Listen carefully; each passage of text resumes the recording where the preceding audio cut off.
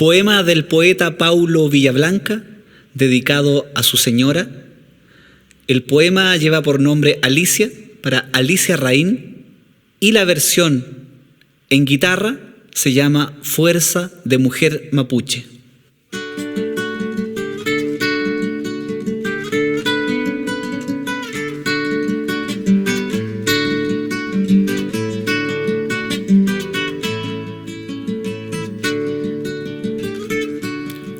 Pies de tierra, raíces profundas, pies de historia, mujer de madera, son de servicio y van de visita, son apoyo y conversación. Esos pies no son tuyos, son de todas las mujeres mapuches, que como estrellas en el cielo siempre están.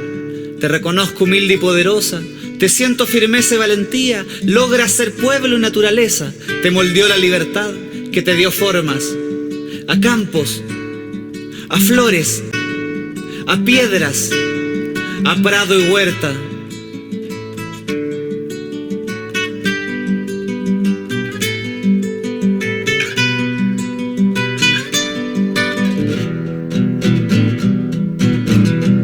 Sunehuen, Yenal, Meta,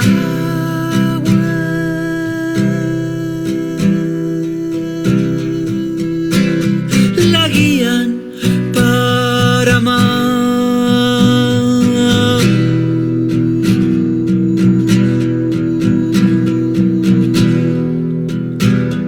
Su firmeza no es para sí,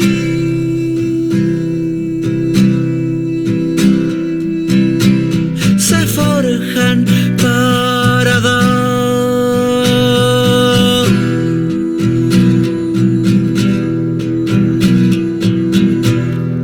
Sunehuen, Yenal, Meta,